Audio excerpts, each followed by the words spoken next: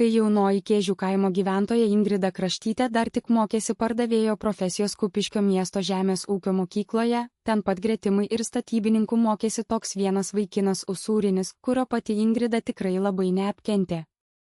Ir būtent jau pačią paskutinę vasario mėnesio savaitę tam trečiakursiui mokiniui Usūriniui Kumščiui bei jo klasiokams pagaliau prasidėjo visiškai kitas, naujas jų gyvenimo etapas naujose savo aplinkose ir bandant įgyti visiškai naują savo patirtį.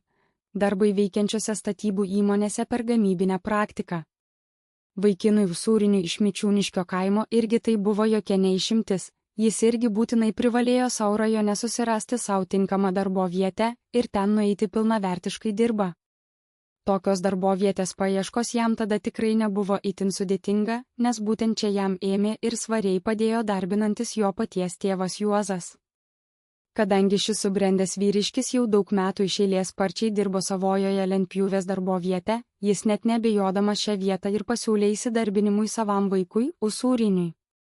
Kas po to tik dar daugiau beliko Usūriniui, tik nuvykti į tą lentpjūvę ir ten įsidarbinti.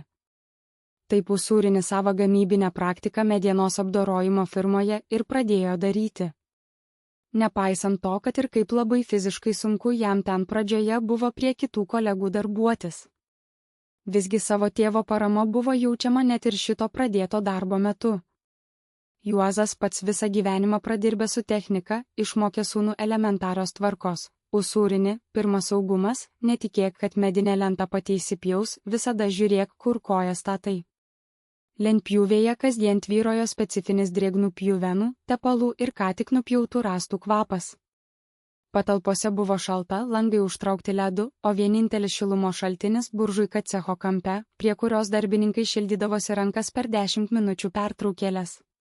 Kolegos kaimo vyrai iš pradžių į jauną profkės studentą žiūrėjo su pašaipa ir leido jam atlikti juodžiausius darbus – valyti gaterio duobes nuo pjuvenų ir rąstų žievių.